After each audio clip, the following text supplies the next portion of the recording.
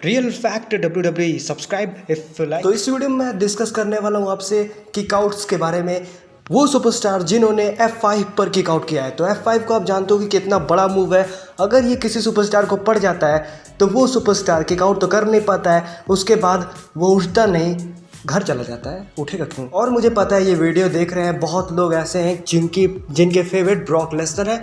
In fact मेरे भी favourite Brock Lesnar है। ब्रॉक लेसनर ऐसे सुपरस्टार ही सबके फेवरेट हो जाते हैं। तो अगर वीडियो देखकर आपको बुरा लगता है तो यार क्यों बुरा लग रहा है यार? इसमें सच्चाई तो है, मैं सच ही तो बता रहा हूँ, इसमें कोई झूठ तो बता नहीं रहा हूँ। तो बुरा नहीं लगना चाहिए। अगर बुरा लग रहा है तो बहुत ही गलत बात है। तो नंबर 5 पे आते हैं 16 टाइम चैंपियन जॉन सीना। तो जॉन सीना को आप लोग जानते हो कि बहुत ही दिलदार इंसान है। ये जल्दी चाहते हैं कि किसी नए सुपरस्टार को बना दें, इसीलिए वो उन सुपरस्टार से हार भी जाते हैं, पर लेकिन हर बार नहीं हारते हैं। इन्होंने ब्रॉक लेसनर को भी हराया है स्टार्टिंग में जब ब्रॉक लेसनर आए थे। और उसके बाद जब ब्रॉक लेसनर ने F5 लगाए थे तो ब्रॉक लेसनर खुद शॉक हो गए क्योंकि जॉन सीना ने उनको किकआउट कर दिया। हालांकि हम लोग शॉक नहीं हुए थे क्योंकि हम लोग को पता था कि जॉन सीना इतने कैपेबल हैं कि वो F5 को किकआउट कर सकते हैं। नंबर 4 पे है the dead man the Undertaker. अब अंडरटेकर एक ऐसे सुपरस्टार है कि हर एक फिनिशर पे उन्होंने किकआउट किया है और हर सुपरस्टार उनसे एक ना एक बार जरूर डर जाता है, क्योंकि अंडरटेकर का मतलब कि ऐसा रुतबा रहा है कि अंडरटेकर को देख के हर सुपरस्टार डर ही जाता है। भले वो कितने भी स्मार्ट बने या फिर कुछ भी बने तो वो डर ही जाता है। और बात की जाए F5 की तो उन्होंने F5 को समर स्लैम और रेसलमेनिया में किकआउट किया था। रेसलमेनिया 30 में उन्होंने 2 F5 पे किकआउट किया था, थर्ड F5 पे वो पिन हो गए थे। समर स्लैम में उन्होंने 3 F5 किकआउट किए थे, जो कि बहुत लोगों के लिए शॉकिंग था समर स्लैम में। और रेसलमेनिया में तो तभी शॉकिंग हुआ जब वो थर्ड F5 पे पिन हो गए। नंबर 3 पे आते हैं ब्रॉन स्ट्रोमैन। तो ब्रॉन स्ट्रोमैन भी नो मर्सी में एक F5 पे भी किकआउट नहीं कर पाए थे। हालांकि उस चीज़ को देख के काफ़ी लोग शॉक हो गए थे, मैं भी शॉक रह गया था कि भाई ब्रॉन स्ट्रोमैन इतना ज़्यादा तहलका मचा रहे थे, पर लेकिन वो एक भी F5 नहीं सा पाए।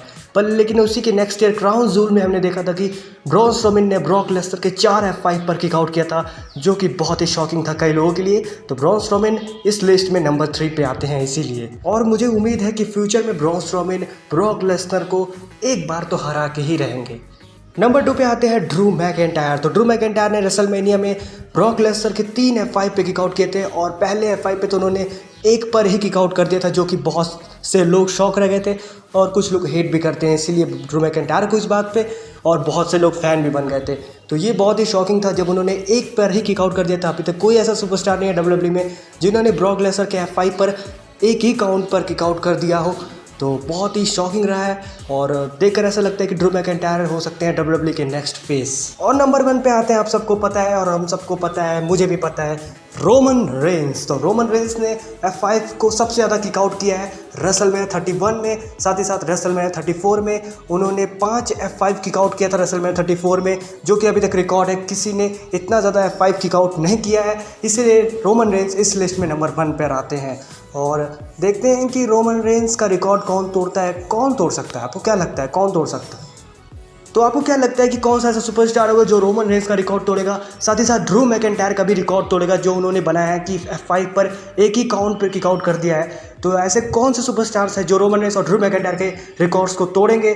प्लीज़ हमें कमेंट में जरूर बताएं, साथ वीडियो को लाइक करिए, चैनल सब्सक्राइब करिए और बगल में बेल आइकन को जरूर प्रेस करिए। धन्यवाद।